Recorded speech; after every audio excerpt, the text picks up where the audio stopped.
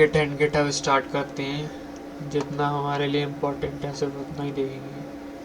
तो फायरफॉक्स पहले browser open कर लेते हैं और यहाँ से आ जाते हैं, सर्च करते हैं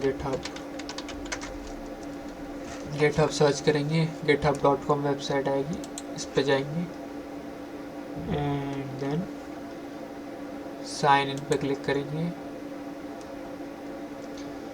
फिर अपना यूज़र नेम और पासवर्ड देना है यहाँ पे। अगर नहीं क्रिएट कर रखा अकाउंट तो क्रिएट एन अकाउंट पे क्लिक करके कर सकती हैं। यूज़र नेम रखना है यहाँ पे, मैं अपना यूज़र नेम और पासवर्ड डाल देता हूँ। ठीक है, और ये मैं 2 फैक्टर ऑथेंटिकेशन ऑन कर रखा है, तो इसमें से वैसे आ रहा है आपके भी नहीं है। ये सिर्फ प्रोटेक्शन के लिए ऑन करते हैं, मैंने प्रोटेक्शन की वजह से ऑन कर रखा है। तो इसका ये डालते हैं 2 फैक्टर ऑथेंटिकेशन का चीज़ें। अब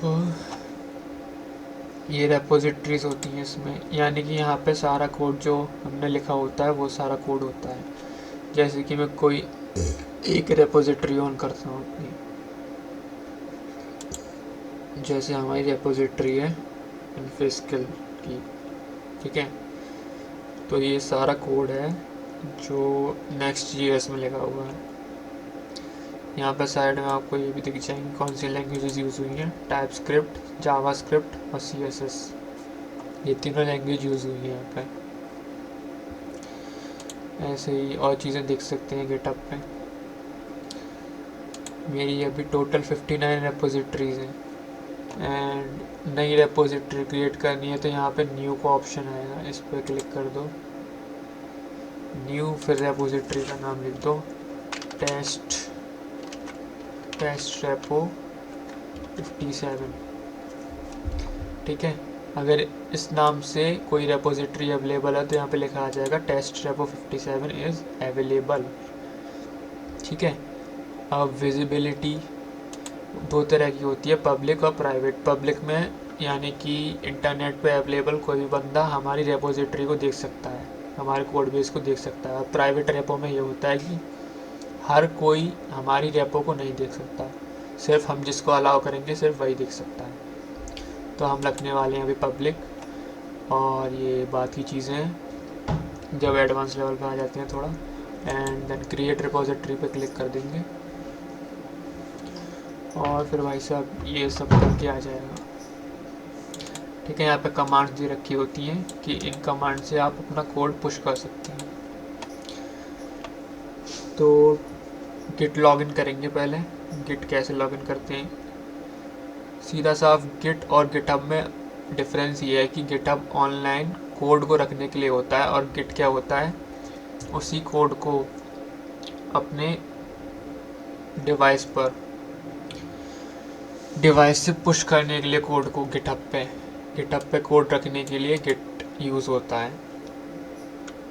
तो हम टर्मिनल ओपन करते हैं, क्योंकि मैं लिनक्स में हूँ, अगर विंडोज़ में हो तो वो ओपन कर सकते हो। cmd कमांड लाइन, तो हम कुछ कमांड्स लिखेंगे, git config -global user dot name, user name दे देना है इसमें अपना, git config -global user dot email दे देना है इसमें अपना, मेरा क्या ईमेल था 17902 @gmail.com, ये मेरा ईमेल है।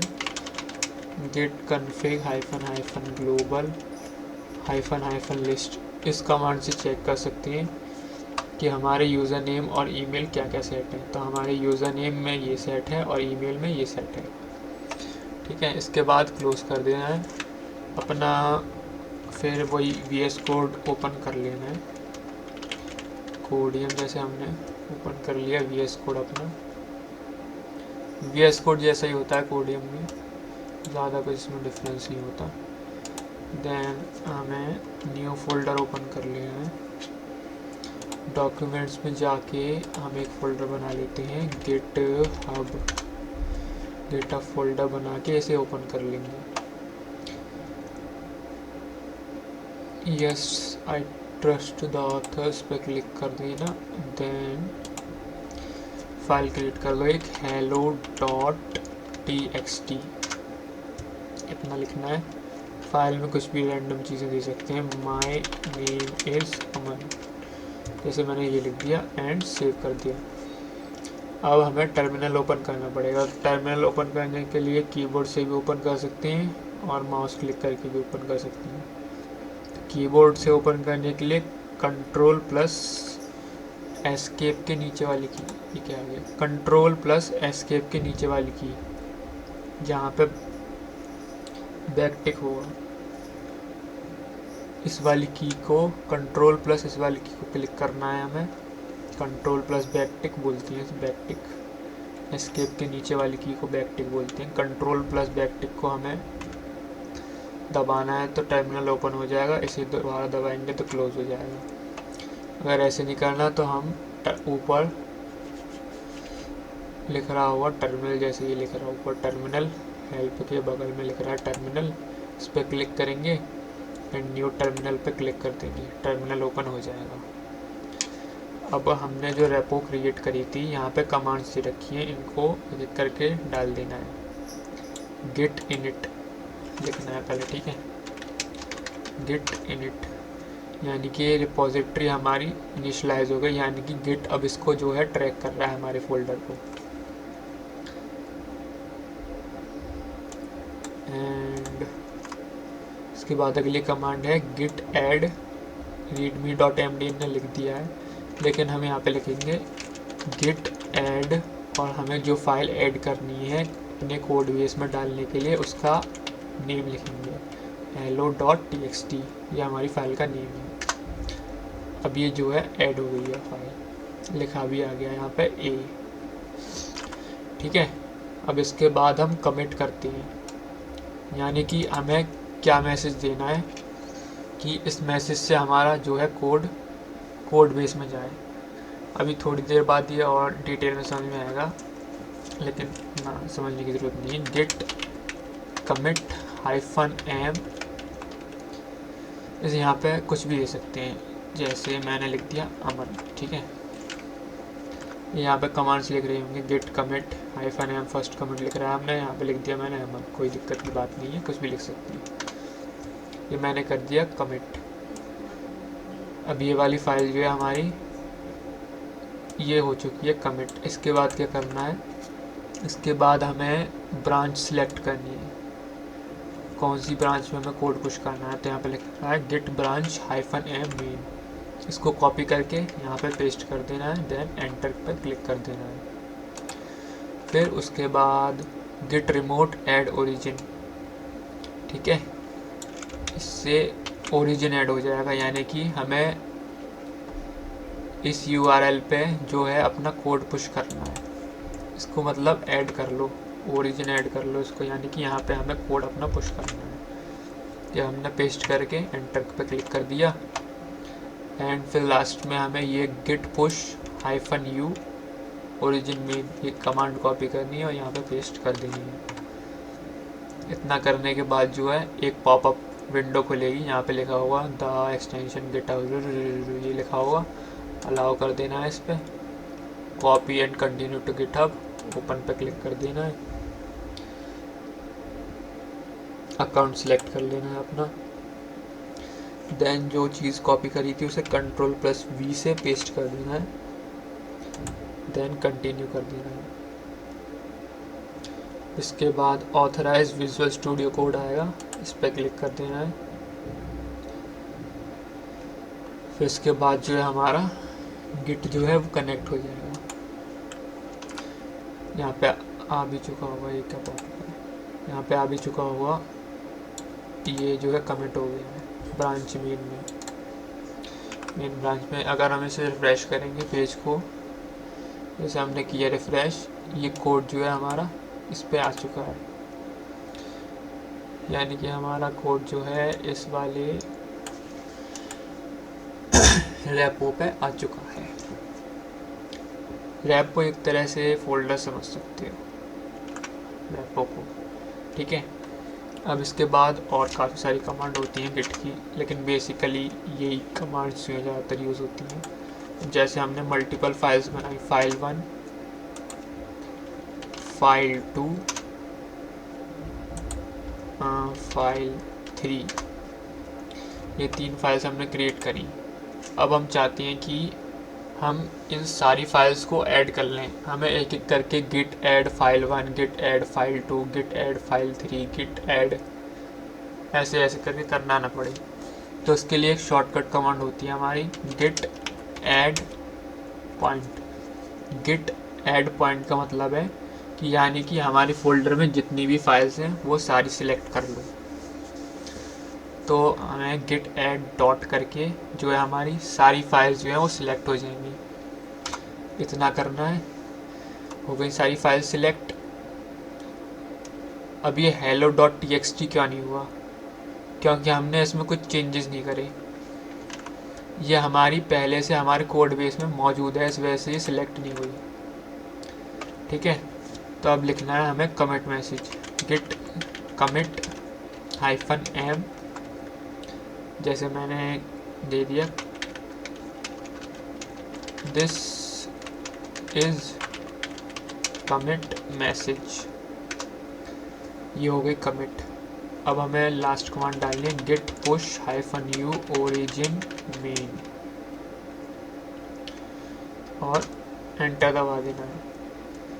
अब ये सारा कोड जो है हमारा वो चला जाएगा गिटहब पर। जैसे ये सारी फाइल्स आ चुकी है यहाँ पे, तो ऐसे वर्क करता है ये। और हमने कमिट मैसेज क्या डाला, क्या कमिट मैसेज डाला था, this is a commit message. और देखो यहाँ पे ये आ गया, this is a commit message. हमने ये इस मैसेज से फाइल्स को जो है कमिट किया है, यानी कि भेजा है अपने कोड बेस पे। तो वो मैसेज यहाँ पे लिखा हुआ आ जाएगा, गिट कमिट मैसेज जो है हमारा।